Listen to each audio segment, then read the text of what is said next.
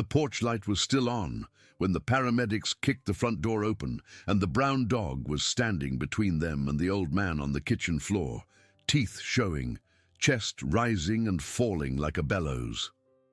"Move him," one paramedic said. "I can't," said the other. "He won't let me near." Earl's hand twitched against the linoleum, and the dog looked at that hand, then at the two strangers in his house, and he did not move. Before we go on, drop a comment telling me what part of the world you're listening from, and go ahead and subscribe so more stories like this one keep finding you. To understand how a 74-year-old man ended up on his kitchen floor with a stray shelter dog guarding him like the last treasure in a burning house, you have to go back 4 months earlier, to a Saturday in October, to a parking lot in Cookeville, Tennessee, and to a man who had not yet learned how to be alive again. His name was Earl Briggs. He wore the same flannel shirt he had worn on Thursday and on Wednesday. He had not shaved since Sunday. There was a coffee stain on the collar he had not noticed because he did not look in mirrors anymore. Grace had died in August, and he had spent September driving, not going anywhere, just driving. Down the old Sparta Road, past the feed store, past the field where the black cows always stood in the same corner, past the little brown church where they had renewed their vows on the 40th anniversary. Sometimes he made it all the way to Monterey before he remembered he had no reason to be there and turned around. Grace's reading glasses were still on the kitchen counter where she had set them down the last morning she made coffee, and he could not bring himself to move them, and he could not bear to see them, and so he left the house. The Cookeville Community Center parking lot was full that Saturday because the Highland County Animal Shelter was holding its fall adoption event. Earl had not planned to stop. He had planned to drive to the hardware store and buy nothing, the way he had done 9 times that month. But there was a folding sign on the sidewalk with a picture of a puppy on it, and the puppy had one ear up and one ear down, and it looked like the little rat terrier Grace had loved when she was a girl, the one she used to tell him about on nights when neither of them could sleep. So he parked. He told himself it was to use the bathroom. He told himself the whole way to the door. Inside there was noise, children shrieking with delight at the small dogs, 2 women arguing pleasantly about which cat was calmer, a boy of about 7 holding a leash attached to a beagle that was pulling him in a wide circle around a folding table piled with pamphlets. Earl stood just inside the doorway and let it all wash over him. He had not been in a room this loud since Grace's funeral, and this loudness was the opposite kind, and it hurt in a different way, and he stayed anyway. A woman in a green shelter volunteer shirt came over. Her name was Diane. She was maybe 50, grey at the temples, with the kind of tired eyes that came from loving too many animals other people had thrown away. "Looking for a friend today?" she asked, and Earl opened his mouth to say no, and what came out was, "I don't know."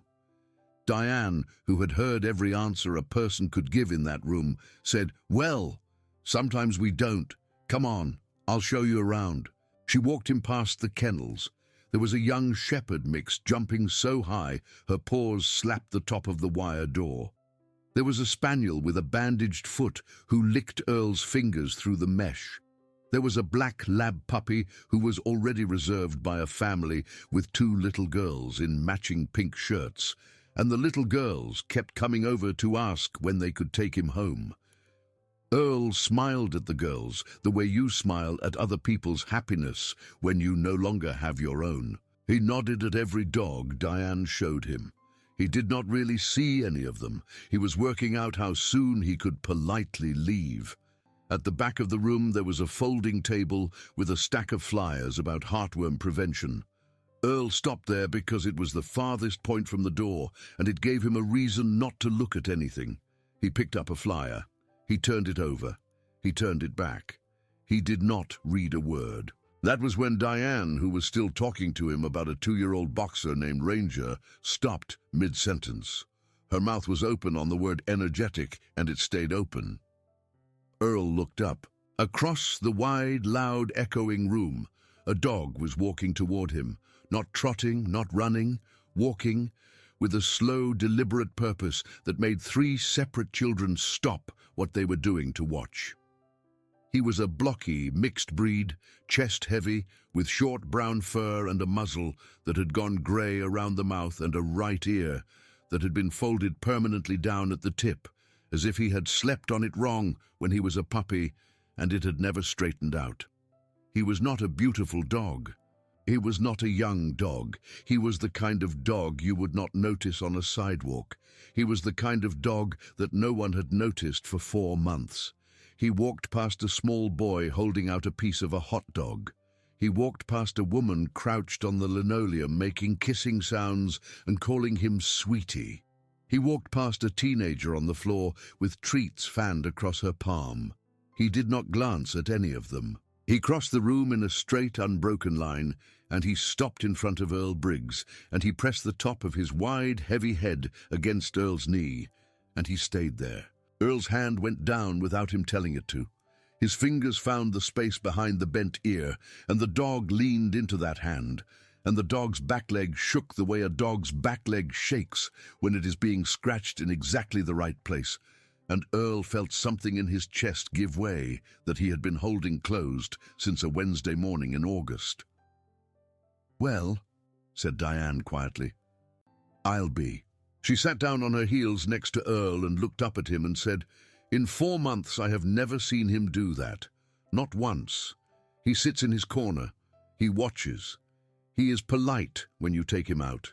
He goes back to his corner. He has never crossed a room for anybody." Earl said nothing. He kept scratching behind the ear. A younger woman came over then, holding a clipboard. She was maybe 30, with dark hair pulled back and a shelter badge that said, Melissa. She looked at the dog, and she looked at Earl, and something like caution came into her face. "Diane," she said carefully, "is this Biscuit?" "It sure is," said Diane. Melissa knelt on the other side of Earl. She had the practiced, gentle voice of someone who was used to giving people news they did not want. "Sir," she said, "I want to be honest with you before we go any further. Biscuit's file is a little complicated. He's been with us for 4 months, but he came to us 3 years ago originally, and he's been returned twice. Both times the families said the same thing, that he was too quiet, that he didn't seem to bond. One family said he wouldn't play with the kids. Another said he wouldn't eat when they were home. They thought he was depressed. They were probably right." Earl was still scratching the ear. "He's a very sweet dog," Melissa said, "but he needs a very specific kind of home. He needs quiet. He needs routine. He needs someone who is going to be with him most of the time. And forgive me for asking, sir, but he is not young anymore, and I'd want to make sure you have a plan for him for the rest of his life. He is about 8 years old. He might have another 6 or 7 years if he stays healthy." She said it gently, but Earl understood what she was really asking. Are you going to outlive this dog? Are you strong enough to keep him? Are you sure this is not just a bad day getting the better of you? Earl reached into the front pocket of his flannel shirt. His fingers found the edge of a photograph that had been folded and unfolded so many times since August that the creases had gone soft. He did not take the picture out. He just held its edge between his thumb and finger, the way a man might hold the edge of a wedding ring, and he looked down at the dog. In the picture, which he did not show anyone, there was a small white house with a green porch and 2 people sitting on that porch. The man in the picture was younger than Earl was now, but not by much, and he was wearing the same brand of flannel shirt, and there was a coffee cup in his hand. The woman in the picture had grey hair braided over one shoulder and a paperback book on her lap. Between them, leaning hard against the woman's knee, exactly the way Biscuit was leaning against Earl's knee at that moment, was a brown dog with short fur and a wide head and one ear that stood up all the way and one ear that flopped over. That dog's name had been Pepper. He had died in the spring of that year, and Grace had grieved him with a fierceness she had not shown for many things. Earl did not show anyone the picture. He put it back in his pocket. He said, "I'll take him. Melissa's face did a small, uncertain thing. Diane, who had been reading over her shoulder from the original surrender form on the clipboard, was very quiet for a moment. Then she said, in a voice that was slightly different than it had been before, "Melissa, look at the first surrender, not the second one. The first." Melissa looked down at the clipboard. She read the top paragraph. She read it again. She looked at Earl. "Sir," she said, "I'd like to tell you something about Biscuit's first home, if that's all right." Earl nodded. "Biscuit was surrendered to us the first time 3 years ago by a family, but he had not been living with that family. He'd been living with their father. His name was Frank. Frank was 78 years old. He lived alone outside of Cookville. He'd had Biscuit since Biscuit was about a year old, so for 6 years. The family surrendered Biscuit because they had moved Frank into a care home, and the care home wouldn't allow dogs. There was no one else in the family to take him." Diane picked up. "Frank raised him from about a year old, which means Biscuit spent the most important 6 years of his life with a man who was slow in the mornings, a man who sat on a porch, a man who probably wore flannel." She paused. "Biscuit hasn't been failing homes. He's been waiting for a home that felt right." Earl did not say anything. He kept his hand on the dog's head. The dog was making a soft, low sound in his throat that was not quite a whimper and not quite a hum. It was the sound of a creature who had finally set down something he had been carrying for a very long time. "I'll take him home today," Earl said. Melissa nodded, and Diane went to get the paperwork, and for the first time in 9.5 weeks, Earl Briggs was not the only person in the room who was crying. They walked out into the cool October air together, the dog and the man, and when they got to Earl's old blue Ford pickup, Earl walked around to the passenger side without thinking about it and opened the door. It was Grace's door. It had been Grace's door for 49 years. He had not opened it since the first week of August, when he had helped Grace into the truck to go to the hospital for what they had thought would be a 2-day stay and had turned out to be 4, and after which Grace had never come home. He stood there with his hand on the door handle for a long moment. The dog jumped up onto the seat, sat down neatly and faced the windshield. He did not look at Earl. He looked straight ahead, the way a dog looks straight ahead when he has ridden shotgun many times before and understands the job. Earl closed the door. He walked around to the driver's side. He got in. He put his hands on the wheel. He looked at the dog. The dog looked at him. He drove home. For the first time since August, he did not take the long way back. The house on Redbud Lane was small. 2 bedrooms, 1 bath, a screened porch on the back that Earl and Grace had built themselves in the summer of 1978. The paint on the front door was yellow and had faded to almost cream over the years. There was a swing on the porch with a striped cushion that had been Grace's project the summer before she got sick. Earl unlocked the door and stood aside to let Biscuit in. He was not sure what a dog was supposed to do when it entered a new house. He had a vague memory of Pepper, 40 years ago, running from room to room, sniffing everything. He had a vague memory of the first family dog they had gotten for their son Michael, when Michael was 6, and how that puppy had chewed the leg of the coffee table. Biscuit did none of that. Biscuit walked in slowly. He stood in the front hallway for a moment and looked around. He walked into the living room. He walked to the couch. He walked past the couch. He walked to the window. He looked out the window at nothing in particular. He walked to the kitchen. He stopped just inside the kitchen door. He looked at Grace's reading glasses on the counter. He looked at Earl. He looked back at the glasses. Then he walked back into the living room, and he lay down beside the recliner, and he put his chin on his paws, and he sighed, and he closed his eyes. Earl stood in his own front hallway and watched a dog he had known for less than an hour make himself at home. "Well," he said out loud, to no one, or to Grace, or to the dog, or to all 3, "I guess we're doing this then." That first evening, Earl heated up a can of chicken and star soup and shared it with the dog, which Melissa had told him not to do, but he did it anyway. He gave the dog the correct kibble in a bowl on the kitchen floor. He put down a bowl of water. He watched the dog eat. He watched the dog drink. He watched the dog walk back to the recliner and lie down in the exact same spot. He turned on the television. He watched the local news. He watched the weather. He watched the beginning of a program about the Civil War that he did not really follow. He looked over at the dog. The dog looked at him. The dog got up from his spot beside the recliner. He walked across the room. He put his head on Earl's knee. Earl put his hand on the dog's head. He was not sure, in that moment, who was rescuing whom. He was not sure it mattered.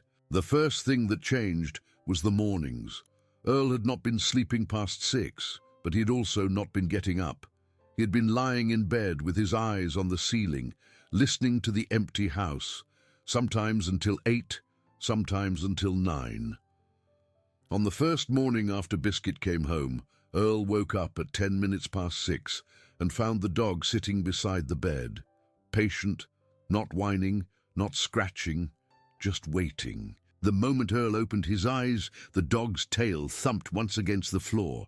Earl got up, he got dressed, he put the coffee on, he let the dog out into the fenced yard. He watched the dog trot around the perimeter and sniff every fence post and then come back to the door. He fed the dog. He drank his coffee at the kitchen table for the first time in 10 weeks. He looked at Grace's reading glasses. He picked them up. He folded them. He put them in the drawer with her sewing scissors and her stamps. He did not cry, but his hand shook. The dog watched him do it. The second thing that changed was the neighborhood. Earl had lived on Redbud Lane for 32 years and he knew everyone. But since August, he had walked to the mailbox and back and no farther. On his 4th morning with Biscuit, he put a leash on the dog and walked him down to the corner. On his 5th morning, he walked to the stop sign at the end of the street. On his 7th morning, he walked all the way to the little park at the end of the block, and Ruth Kavanaugh from across the street saw him from her front porch and waved so hard she almost dropped her coffee cup. "Earl Briggs, is that a dog?" Ruth called across the street. "That is a dog, Ruth," Earl called back. "Well, praise be," Ruth said. "You come over here right now and let me meet him." Ruth was 68, widowed for 12 years, and she had loved Grace like a sister. She had brought casseroles for 4 straight weeks in August and September and had finally stopped only because Earl had told her gently that his freezer would not close. She came down her front steps in her slippers and a cardigan, and she knelt right down on the sidewalk, 68 years old, and let Biscuit press his head against her chest. "Oh, honey," she said to the dog, "you have found yourself a good one." She looked up at Earl. There was a strange, considering expression on her face. "Earl," she said slowly, "this dog looks awfully familiar to me." Earl frowned. "Familiar how?" Ruth shook her head. "I don't know, just familiar. Have you had him around here before?" "I got him yesterday, Ruth, from the shelter." "Huh," Ruth said. "I could have sworn." She scratched behind the bent ear the way Earl had done in the community center, and Biscuit made the same low, humming sound, and Ruth's eyes filled up in a way that surprised her.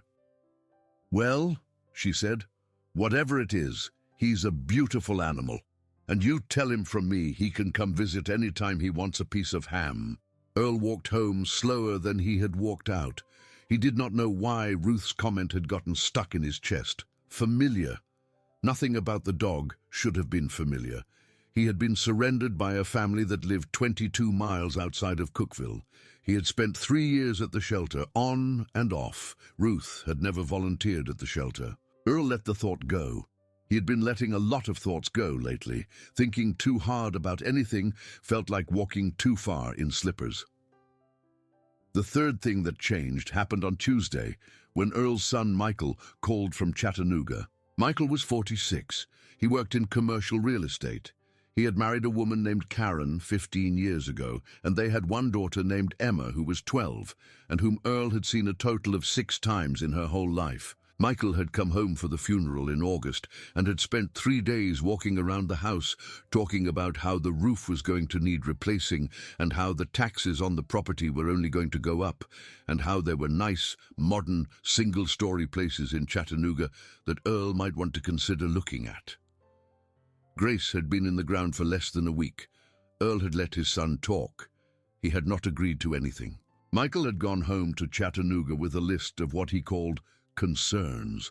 Michael called every other Tuesday at 7 in the evening, and the call always lasted between 11 and 14 minutes. Earl could set his watch by it. "Dad, Michael, how are you doing this week? I'm all right.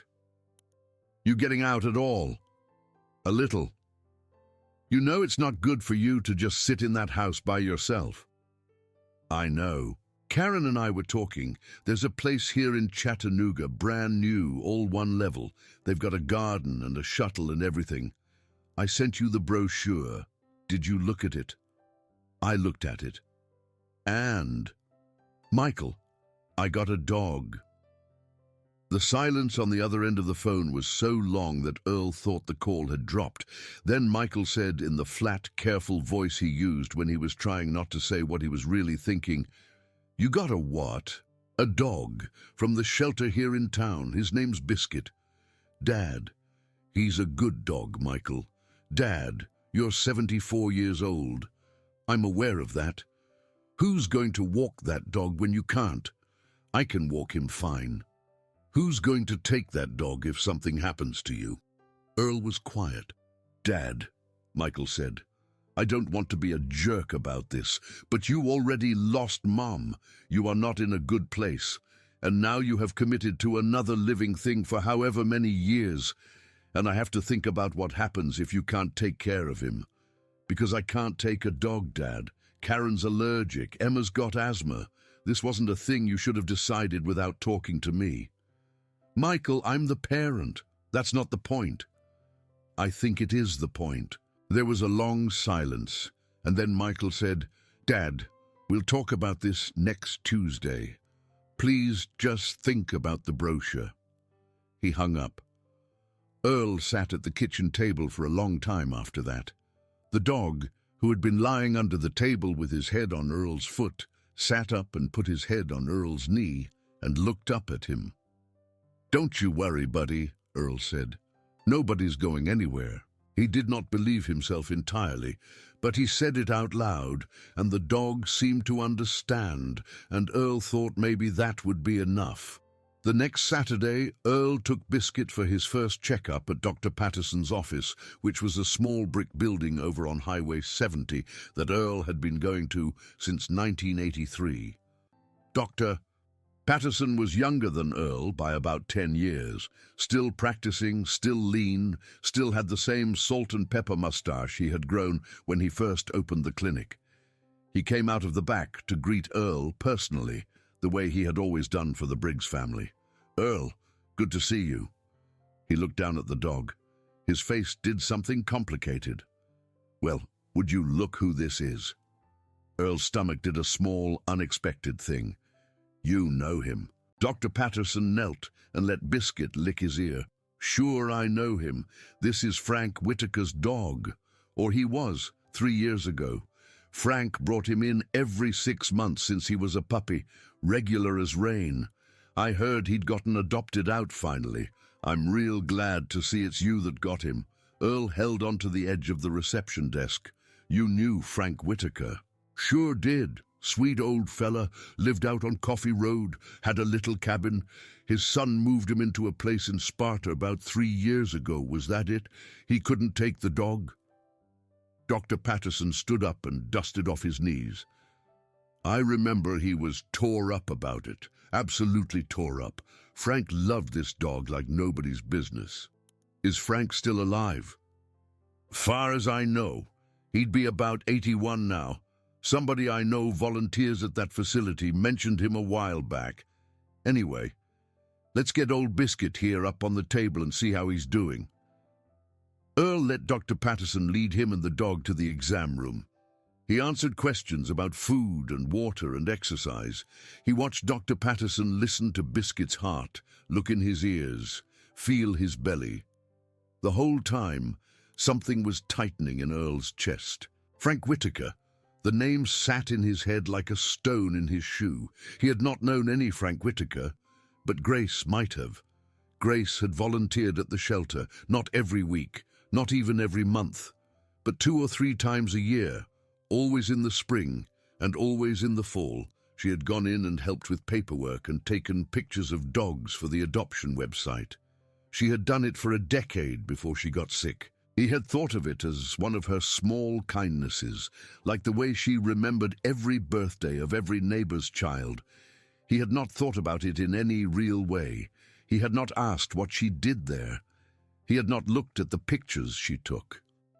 "Doc," Earl said from the corner of the exam room, "did Grace ever come here with dogs?" "From the shelter." Dr. Patterson looked up. "All the time, Earl, all the time. She brought me half the shelter dogs in this town for well checks.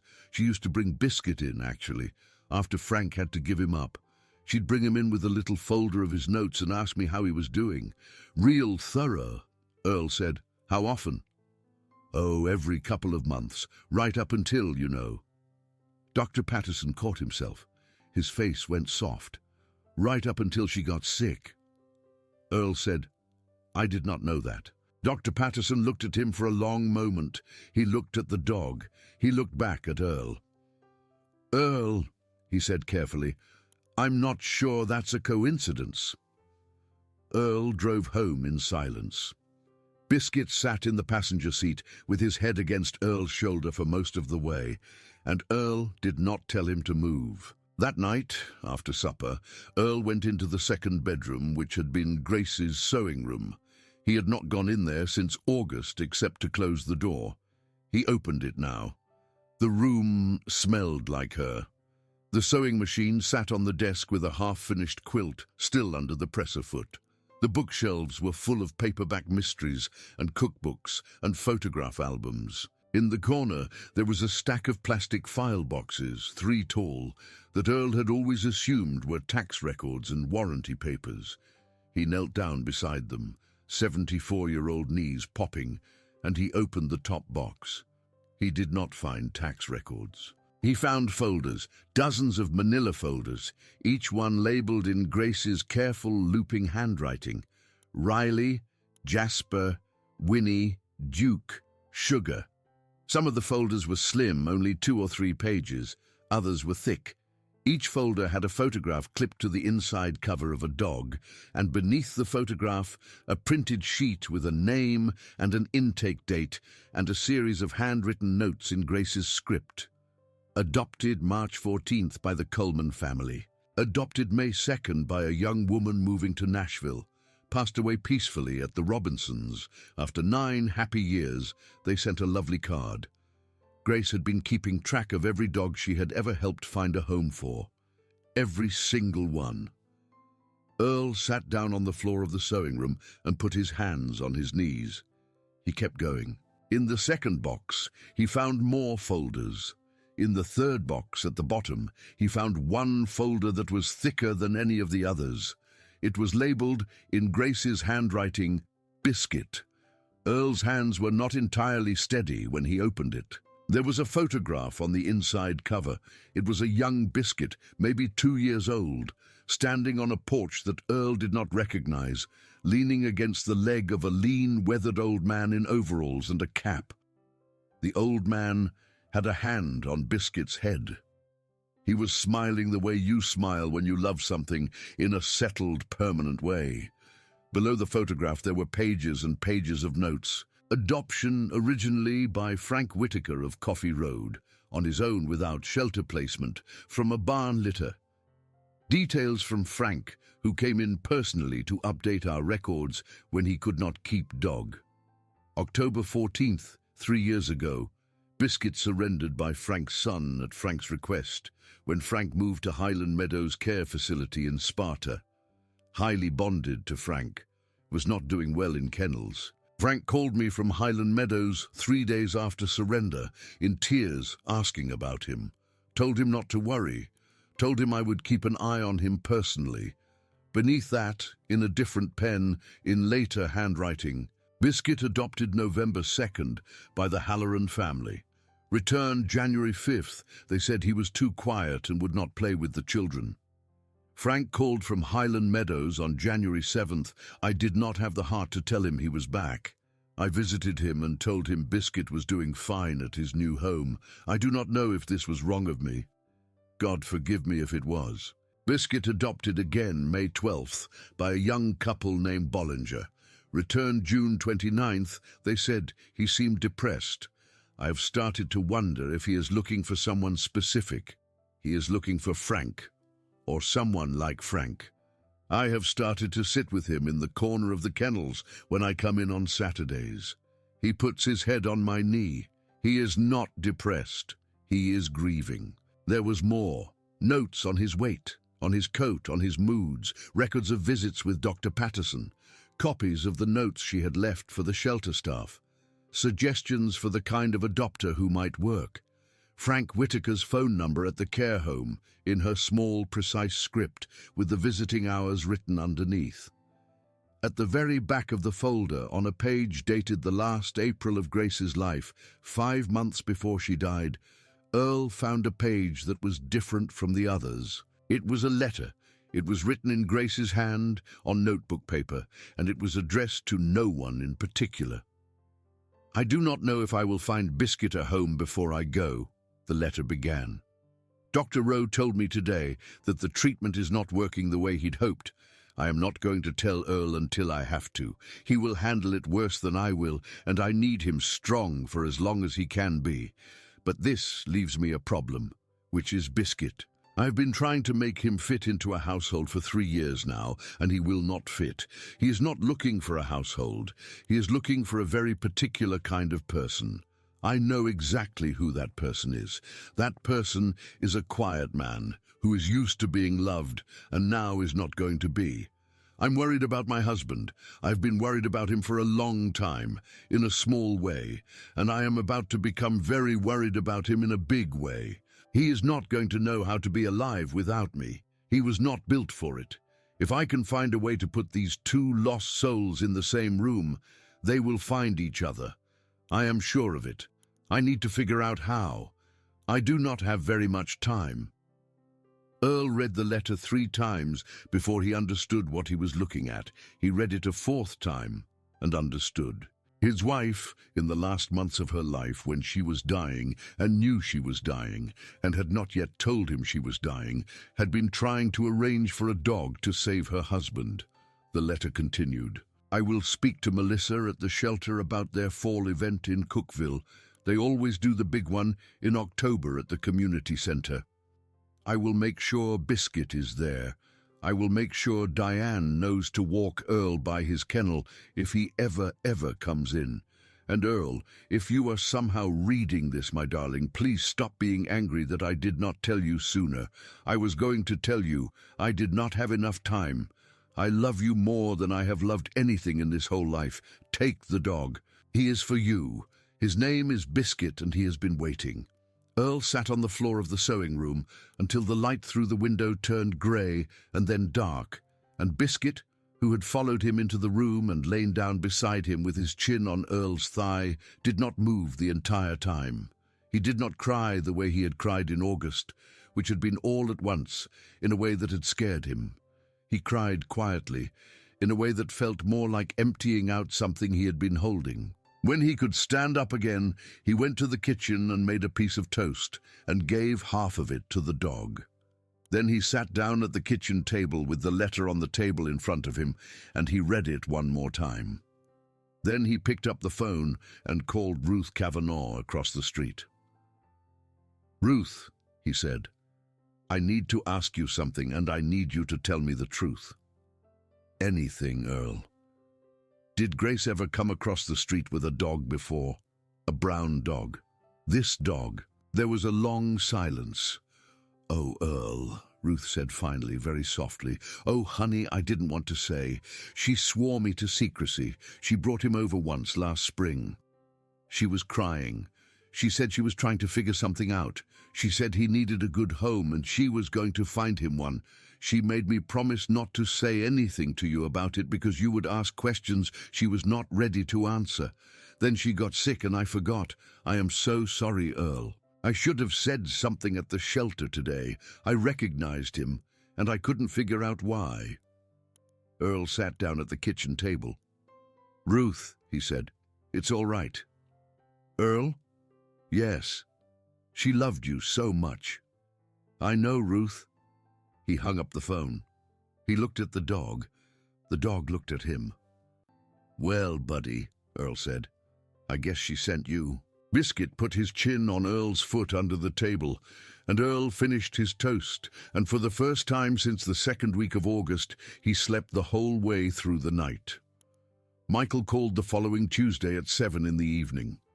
Earl listened to what his son had to say.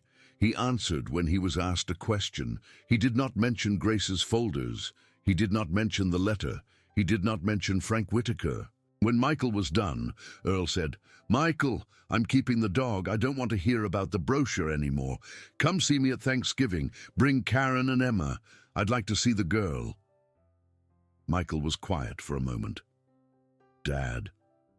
"Michael, I'll think about it." "You do that." Earl hung up.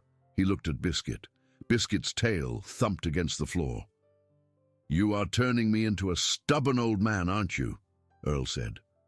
Biscuit did not disagree. The next morning, Earl got in his truck and he drove to Sparta. Highland Meadows was a low, single-story brick building on the outskirts of town with a tidy garden and a covered entryway. Earl had never been in a place like it. He was aware as he walked up to the front door that he was walking into the kind of place Michael was trying to put him in. It made his shoulders go tight. The woman at the front desk was in her 40s with kind eyes and a name tag that said, "Patricia." "I'm here to see Frank Whitaker," Earl said. Patricia looked at him. "Are you family, sir?" "No." "An old friend?" "No, ma'am. He doesn't know me, but my wife knew him. She's passed. I have his dog." Patricia's face did a small considering thing. "Frank's had a hard week," she said carefully. "He's very frail, but if you have his dog, sir, I promise you he will want to see you. Wait here just a moment." She came back 5 minutes later. "He'd like you to come in. Follow me." Frank Whitaker's room was small and neat. There was a hospital bed by the window.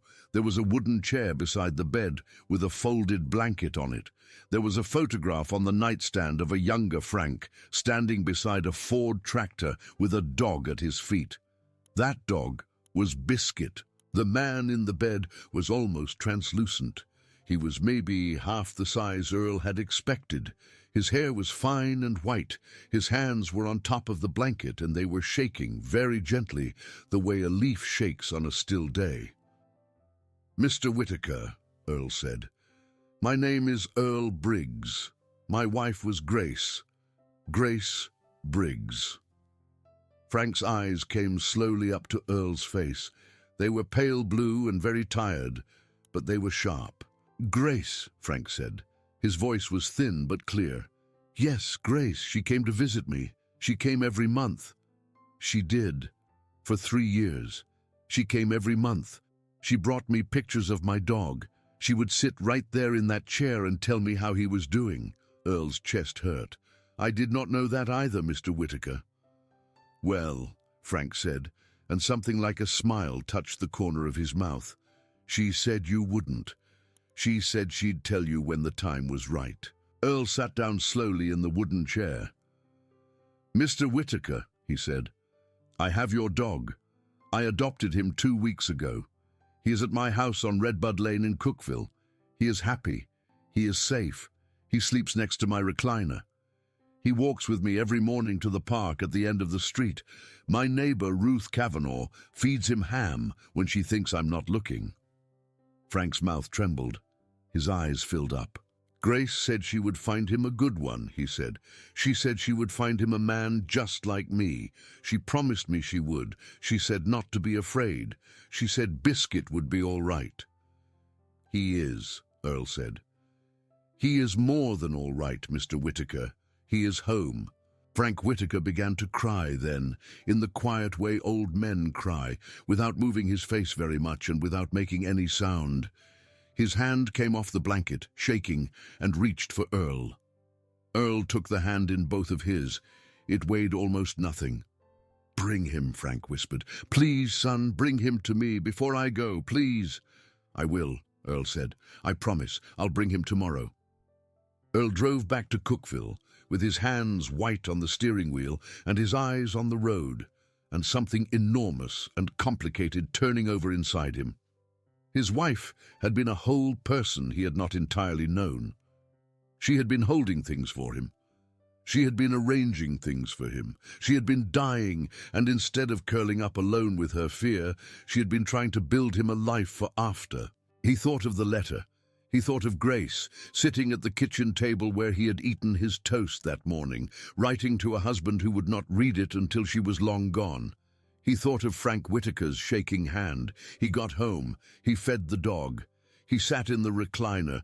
Biscuit came and pushed his head against Earl's knee. Earl scratched behind the bent ear.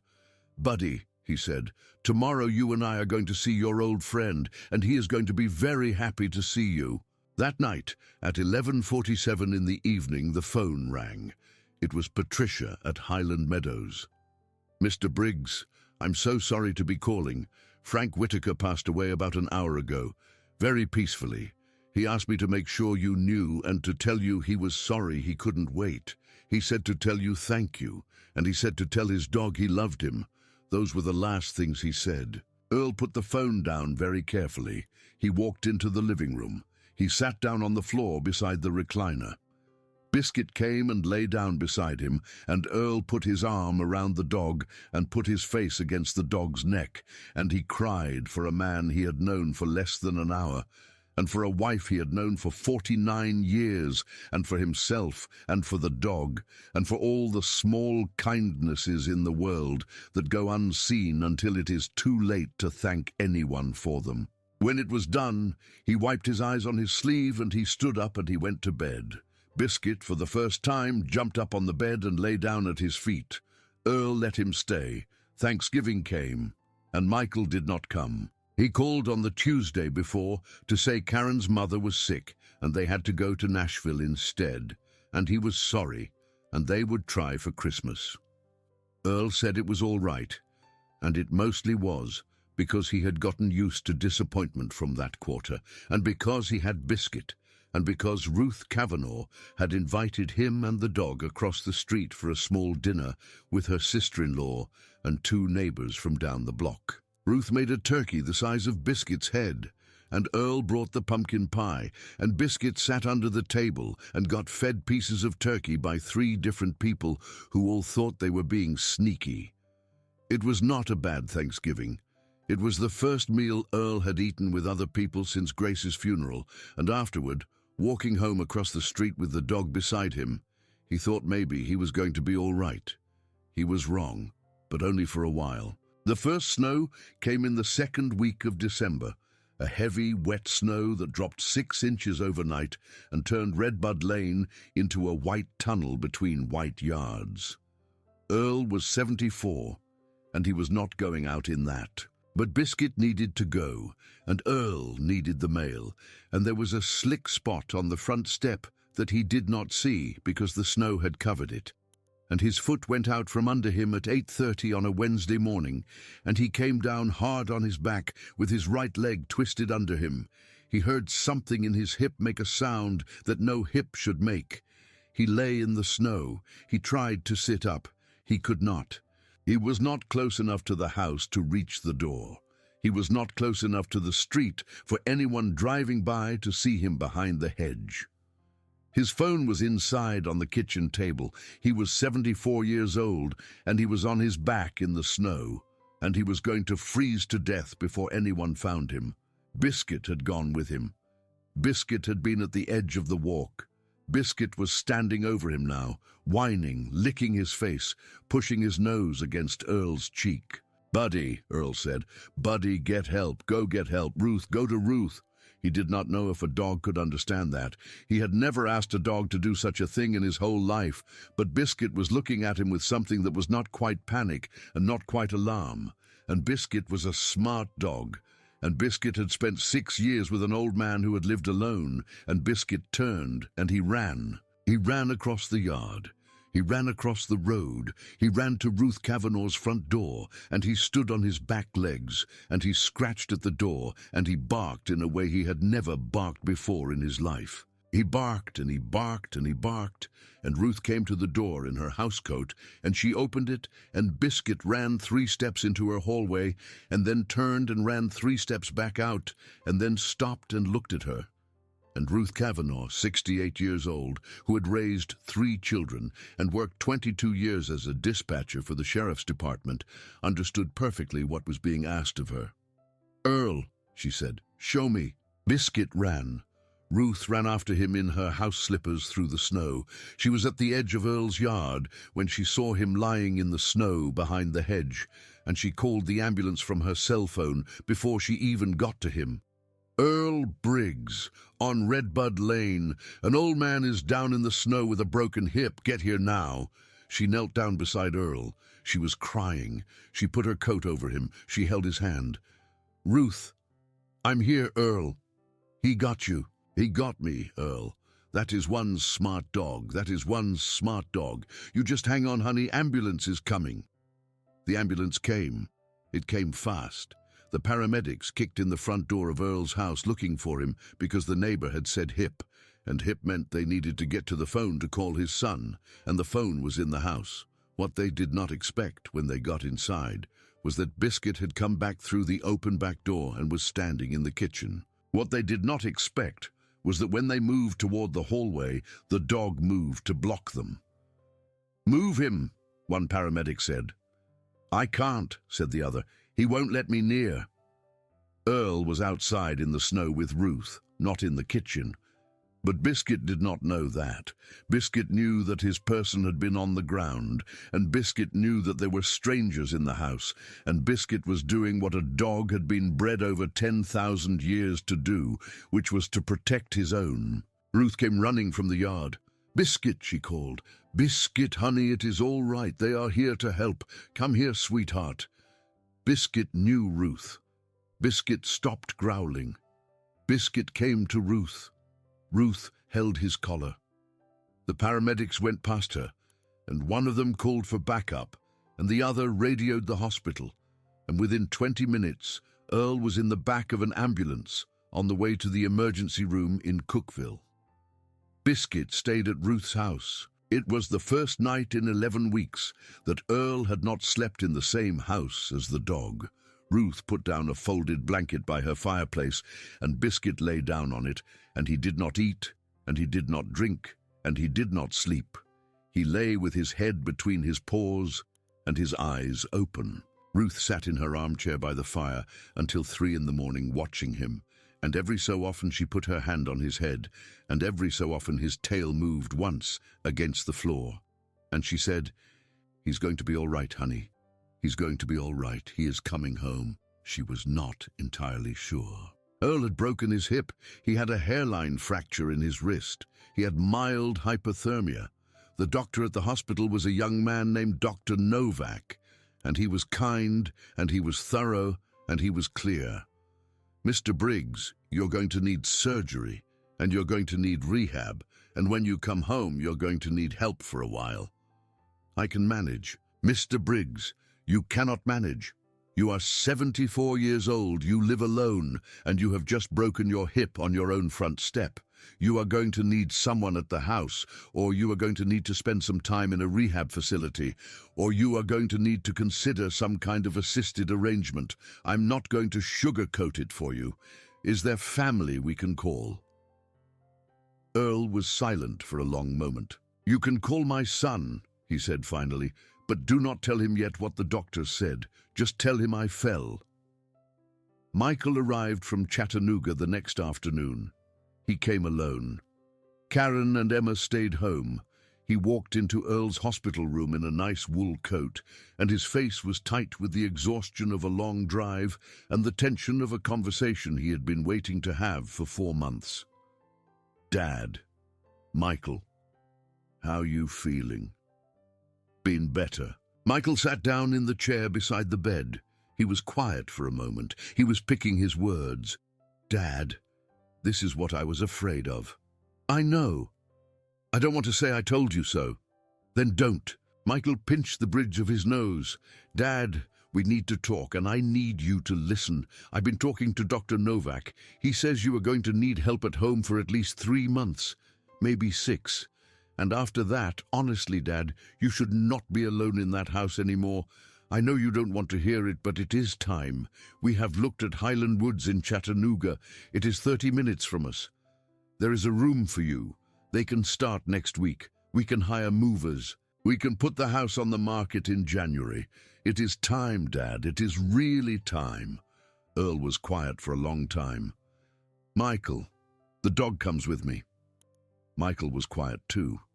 Then he said, "Dad, they don't take dogs at Highland Woods."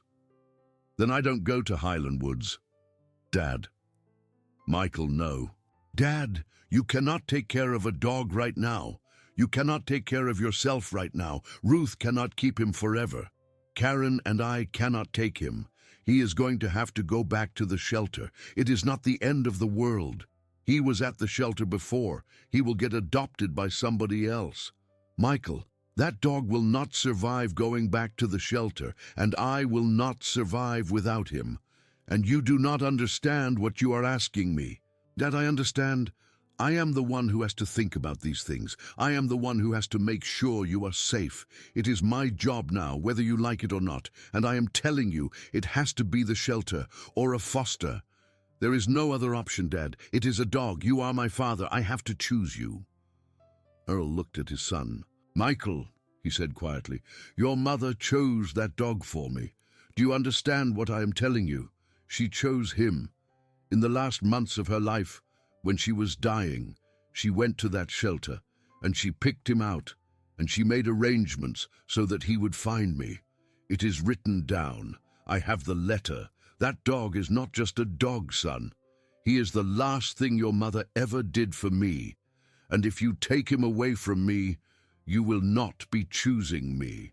You will be undoing the last thing your mother did on this earth." Michael's face changed.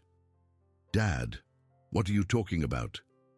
"I am talking about a folder in her sewing room, full of the dogs she found homes for over 10 years, and a folder about my dog specifically, and a letter she wrote before she died, and a man named Frank Whitaker, who died in a care home in Sparta the night after I took my dog to meet him, because your mother knew, son. She knew she was going, and she knew I was going to be lost, and she spent the last months of her life setting up something that would save me, and it did save me, son. It did. That dog saved me.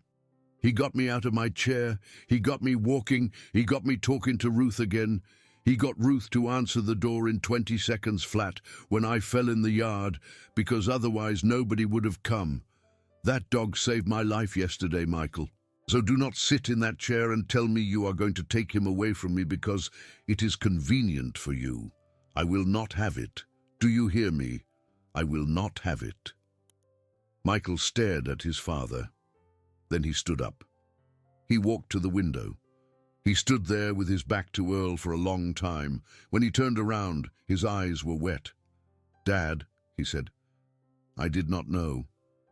I did not know either until 3 weeks ago. Can I see the letter? When I get home, you can read it front to back." Michael sat down again. He put his face in his hands. He sat like that for a long time. Then he said quietly, "Dad, I am sorry. I am so sorry. I have been trying to fix this the wrong way. I have been so scared that I was going to get a phone call one day that you had died in that house alone, and I did not know how to talk about it. And I have been trying to move you before it happened, and I did not think about what I was moving you away from. I did not think about Mom in any of it. I have been thinking about myself." Earl reached out with his good hand. He put it on his son's shoulder. "Michael, it is all right, son. It is all right. We're going to figure this out. But that dog is not going anywhere." Michael nodded. He wiped his eyes on his coat sleeve. "Okay," he said. "Okay, then we figure this out. Together." They figured it out. Michael stayed in Cookville for 2 weeks. He slept in the guest room. He took Biscuit for walks in the snow, and he was surprised to find that he did not hate it. He met Ruth, who had gotten used to having Biscuit at her house and who cried a little when he came back across the street. He met Diane and Melissa at the shelter, both of whom knew the story now because Ruth had told them, and both of whom wanted to meet the son who had raised a father who had saved this dog. He met Dr. Patterson. He read his mother's letter. He read it twice. The second night he was there after supper, he sat with his father in the living room and he said, "Dad, I owe you an apology, and I owe Mom one. Neither of you got the son you deserved this last year." "Michael, let me say it, Dad. I've been thinking about it all week. I was so scared of losing you that I stopped seeing you. I don't want to do that anymore. Karen and Emma are coming up for Christmas. All 3 of us. And Emma is going to stay for spring break too. She wants to meet the dog. She's been asking about him ever since I told her the story." Earl felt his eyes sting. "Michael, that would be real nice. And Dad, about the house. Forget the brochure, forget the whole thing. If you want to stay in this house, you stay in this house. And if there comes a time when you can't, we will figure it out. Together. Not by me telling you what is going to happen. Maybe Karen and I move up here. Maybe you and Biscuit come down. I don't know. We will figure it out when we have to. But not now. Not like this." Earl could not speak for a moment. "Michael." "Yeah, Dad. Your mother would be so proud of you right now." Michael's face crumpled. He turned away. Biscuit, who had been under the coffee table with his head on Earl's foot, got up quietly and walked over to Michael's chair and put his head on Michael's knee. Michael put his hand on the dog's head, and he cried, and Earl let him, and outside on Redbud Lane the snow kept falling. Earl's recovery was slow. He had the surgery just before Christmas.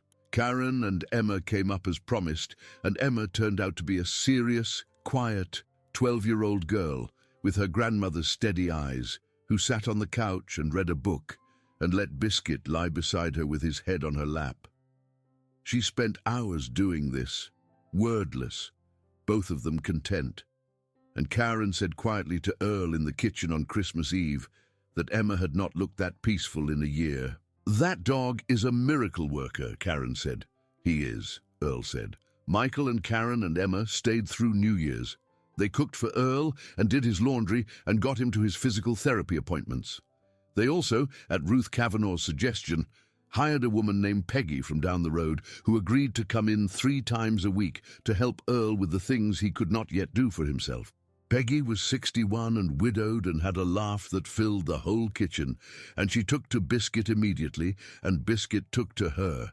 And by the time Michael and Karen and Emma left in the first week of January, there was a small, sturdy web of people around Earl and Biscuit that had not existed 6 months earlier.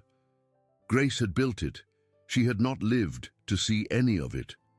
But she had built it. Winter turned to spring. Earl's hip healed. He learned to walk with a cane and then without one. He and Biscuit went farther and farther down Redbud Lane, past the park, past the little brown church, past the field where the black cows always stood in the same corner. In March, they made it all the way to Ruth Kavanaugh's mailbox and back without stopping, and Ruth clapped for them from her front porch. In April, Earl drove to Sparta with Biscuit in the passenger seat, and he took a pot of yellow flowers to the cemetery where they had buried Frank Whitaker. He set the flowers down beside the modest stone. He stood there for a long time. Biscuit sat beside the grave and did not move. "Frank," Earl said quietly, "I brought your dog to see you. He is doing well. He is being well cared for. He is loved. I want you to know that. I want you to know that Grace kept her promise." and I kept mine. The wind moved through the pines above the cemetery. Biscuit lay down at the edge of the grave, and he put his head on his paws, and he sighed the long, complete sigh of a dog who has finally understood something. They drove home in the last light of the afternoon. Earl put on the radio. There was a country song about a dog on a porch, and Earl laughed out loud, because sometimes life is unsubtle. Biscuit put his chin against Earl's shoulder and closed his eyes. In May, on a warm Saturday morning that smelled like cut grass and dogwood, Earl sat on his back porch in the old swing that had been Grace's summer project, with a cup of coffee in his hand and Biscuit lying at his feet. Ruth Kavanaugh was in her garden across the street, waving to him.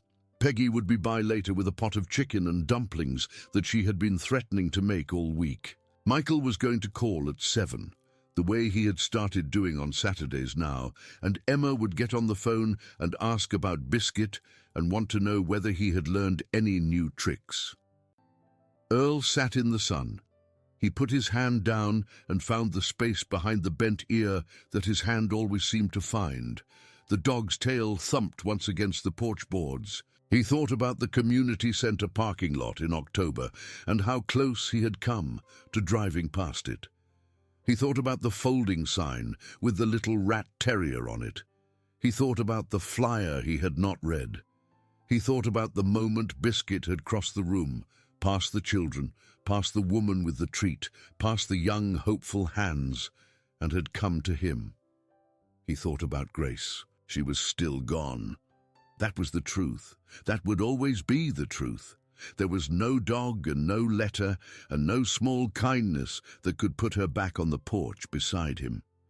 He carried her absence the way a man carries a stone in his pocket that he never quite sets down. But he was not alone. He had not been alone for 8 months now. He had a dog who had been waiting for him for 3 years, and a neighbor who had been waiting to be needed for 12, and a helper who filled his kitchen with laughter 3 days a week, and a son who was learning, slowly, how to be a son, and a granddaughter who was learning, slowly, how to be a granddaughter, and a wife who, from wherever she was watching, had been the one who arranged all of it. Earl looked down at the dog. "Buddy," he said, "I do not know what I did to deserve you." Biscuit's tail thumped twice. Earl smiled, in the small, private way of a man who has come through the worst of a winter and found on the other side that spring had come after all. He set his empty coffee cup on the porch rail. He stood up slowly, with his good hip taking his weight the way it was supposed to. He whistled softly through his teeth. "Come on," he said. "Let's go for a walk." The dog got up. He walked to the door. He waited for Earl. He looked back at him with the patient, settled expression of a creature who has finally found the one right person in a whole wide world of people, and who is prepared to spend the rest of his life walking beside him. They went out through the front door together, the man and the dog, and they turned down Redbud Lane, and they walked into the spring morning side by side, matching each other stride for stride, not pulling forward, not lagging behind, the way they had walked out of the Cookville Community Center parking lot 8 months earlier, on a cool afternoon in October. And if you had been standing on Ruth Kavanaugh's front porch that Saturday morning, watching them go, you would have seen 2 figures at the far end of the block, one bent slightly and leaning on the memory of a cane he no longer needed, the other steady and unhurried and heavy-headed at his knee. And you might have thought, if you were the kind of person who thought such things, that some love does not end when a person does, that some love simply finds a new shape. That some love is patient enough to wait 4 months in the corner of a shelter kennel for the right hand to reach through the wire. And that sometimes, if you are very lucky, or if someone who loved you was very determined, that love will come and find you where you sit, and it will press its wide head against your knee, and it will not leave. If this story moved you, take a moment right now to hit the like button and leave a comment about the animal or the person who found you when you were lost. Share it with someone who needs to hear it today. And if you want more stories like this one, go ahead and subscribe so you never miss the next one, because every one of them, in one way or another, is really about the same thing. About being found, about being chosen, about the quiet miracle of the right heart, walking across a crowded room and choosing yours.